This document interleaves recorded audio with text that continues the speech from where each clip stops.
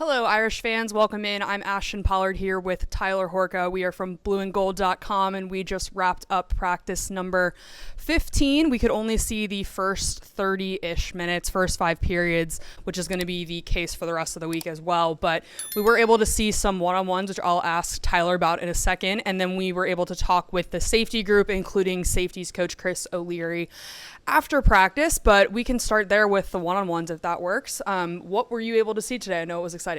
So when you hear one-on-ones, you're probably thinking, oh, wide receiver versus defensive back. We got Lorenzo Styles versus Brandon Joseph or something like that. No, to me, this was actually more entertaining, more interesting. We've got running backs, Chris Tyree, Audric Estime, Logan Diggs, versus linebackers, Prince Colley. There were a lot of walk-ons there. I think some of the other linebackers were being used for like scout team stuff on the other end of the field.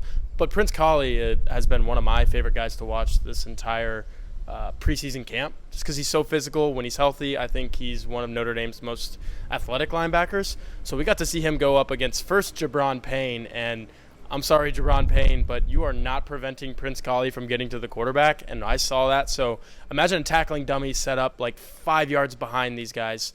Jabron Payne's moving his feet like, okay, here we go. Somebody's going to come after me. Prince Colley, full head of steam, barreling on him, literally tackled him into the tackling dummies. So Jabron Payne, at his stature right now, probably not the best pass pro guy that Notre Dame has in the backfield. But Deland McCullough was like, okay, Mr. Colley, you go up against my guy Audric Estime, who at running back weighs more than you do as a linebacker right now. It's true. You could tell that Prince Colley was probably overcompensating. He was like, I'm going to have to give everything I got to get to this tackling dummy right now. So he kind of stumbled his feet. Audric Estime saw that and was like, nope, put him back, literally dropped him behind the tackling dummy. So advantage Audric Estime on that one. But I thought it was just cool to see, pass pro is one of the things that if you're an avid football fan, you notice, like when Kyron Williams had a huge pass pickup last year, prevented Jack Cohn from getting sacked. You were like, that play just turned a 15-yard loss into a 15-yard gain. That's one of the cooler things I think in football is it literally comes down to whether or not this running back can stop this bulldozing linebacker. Audric Estime, as you might have suspected, really good at it. Yeah, that doesn't surprise me. I think also we've seen a lot of it with tight ends at Notre Dame recently. Like Tommy Tremble, his big thing, they would single him out during broadcasts of like, look at this guy block. So yeah, I feel like that's been a big thing. And also they've emphasized if you can't protect the quarterback, you're not going to play. That applies to everyone. That does not just apply to the offensive line. It does not just apply to the tight ends. It applies to these, not linebackers, these running backs as well. So yeah, on the defensive side of the ball, they were largely split out into their position groups. Didn't see a ton. I know some of the linebackers are over there, but I was standing kind of on the other end zone where the other linebackers are working together along with the defensive line. Just your typical drills. Nothing really stuck out to me other than freshman junior Tui Halamaka, I hope that I said that right, was working with that quartet that is J.D. Bertrand, Maris Leafau, Jack Kaiser, and Bo Bauer. That was the first time I had seen just him working with them. There is a truck in the background. Okay. Welcome back to school. Yeah, it is. I think tomorrow is the first day of classes on campus, so it's buzzing around here. There are a lot of people, more than usual. But back to the football team. So Junior was working with them. He looked pretty good. They all looked pretty good. Jack Kaiser was getting a lot of praise from James Laurinaitis, which I'm sure he deserves. He's one of the more consistent guys out there. Otherwise, did you see anything in particular from the quarterbacks today, since that's obviously a big point of interest heading into Ohio State? Yeah, absolutely. There's a lot of misdirection passing. So they work with the running backs pretty closely for most of these periods, but as I just described, the running backs were doing some other things today, other important things. So you'd see Tyler Buchner faking a handoff. Looks like the play's going this way. He would run to his left, dart a pass to, I think it was a walk-on, either a fullback, a linebacker, or maybe a wide receiver or tight end. A walk-on of some sort was literally just standing in the end zone stationary with his hands out saying, hit me here.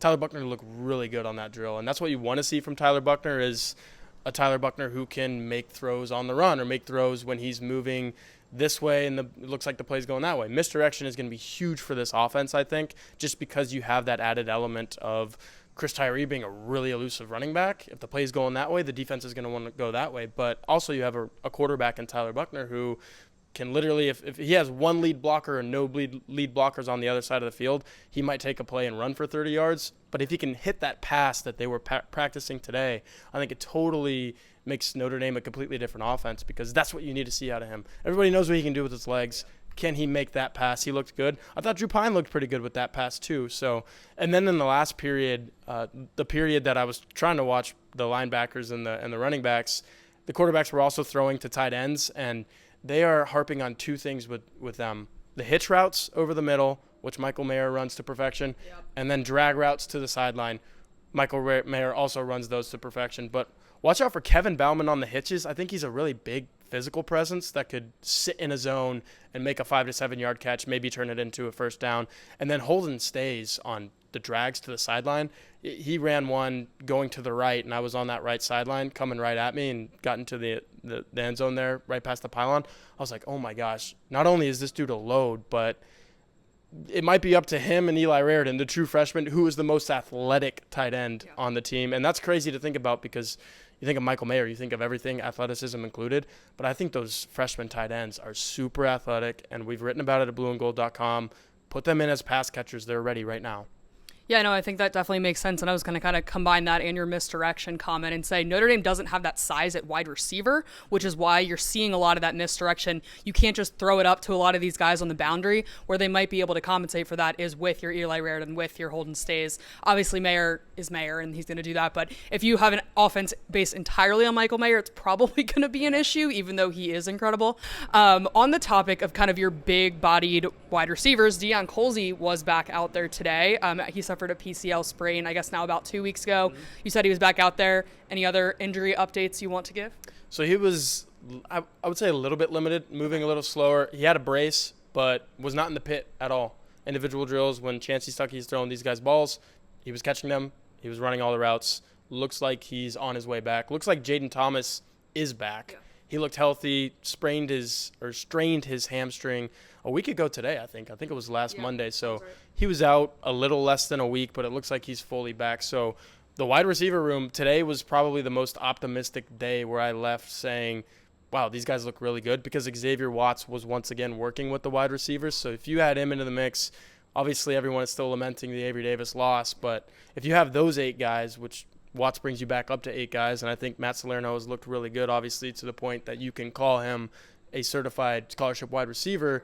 You've got 8 guys who bring a lot, and I think in that practice last Friday, Xavier Watts looked really good.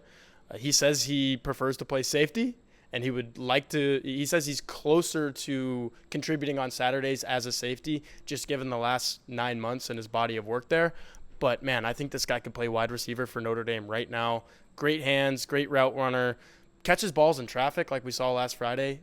He made a catch along the sideline. So he looks really good. We got to talk to him today, and he's basically – I know a lot of guys say this, but not a lot of guys can actually back it up in the sense that they've played both sides of the field. He says, put me in. I just want to play football. So I think you're going to see, in one way or the other, a lot of Xavier Watts' fall.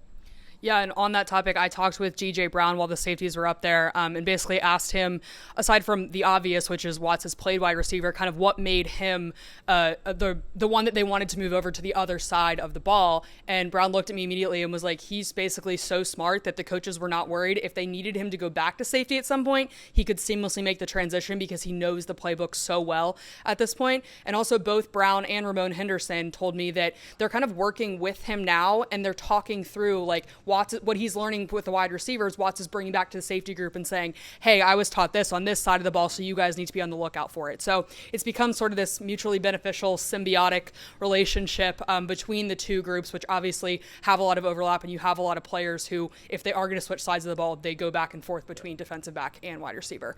Outside of that, I know you were over, Patrick Engel, our colleague, was over with Chris O'Leary, the coach, for most of the time while you were talking with Brandon Joseph. What did you hear from him? Yeah, Brandon Joseph is, I talk about football player. I think he's a football player, because I asked Brandon Joseph about Xavier Watts, and I was like, what do you make of the move? And he's like, first thing he said, man, I wish I could play both sides of the field, because he would love to score touchdowns, and I think he could. I think he could catch a touchdown pass over the course of 12 games as a wide receiver at Notre Dame. He's just that type of athlete, that type of football player. But he said a lot of the same things that you said DJ Brown told you about Xavier Watts, in the sense that they're learning from him. They're seeing what he's doing. He's bringing it back. And like, symbiotic relationship, I think, is the perfect way to describe that.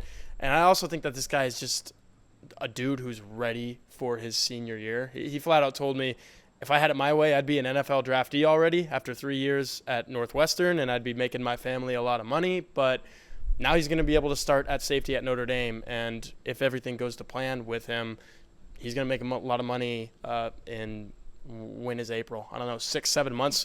However far away the NFL draft is, you could hear Brandon Joseph's name in that draft if everything goes to plan. I think it will. I think he's probably going to lead the team in interceptions. I think he's going to be the type of safety that's all over the field. When you need to make a play on that back end, it's probably going to be Brandon Joseph who does it. Yeah, for sure. And alongside him, we don't know exactly who that second safety is going to be. They all emphasize, at least to me, that they're moving them around a lot. DJ Brown said he's working with Houston Griffith some days, Ramon Henderson some days, Brandon Joseph some days. So we do not have an answer on that topic. And Chris O'Leary also kind of gave a non-answer of they're still working that out. But hopefully we'll see that soon. I guess we'll probably figure that out next week when the depth chart is actually released, because the game is technically next week. It is, I guess that's 12 days from right now. Tyler Buckner days. Yeah. Tyler Buckner days until Notre Dame football. So with that, we will leave you. We will be back later this week, have a couple more. It's only the first 5 periods that we can see, but we can see a couple more practices. And we will also be talking with Jared Parker and the tight ends, along with Mike Mickens and the corners. That kind of rounds out our pathway through the position groups, I guess, and then we get to end up with Tommy Reese and Al Golden on Saturday, if I am correct. So a lot of coach talk, a lot of players that we'll get to talk to, and a lot of practice availability as we head into game week. But for now, make sure that you check out blueandgold.com. Our $1 deal is still running, and of course, everything that we talked about here will also have more in-depth plus other stuff on our message board, premium content. All of that stuff will be online. Thank you for joining us, and we will be back.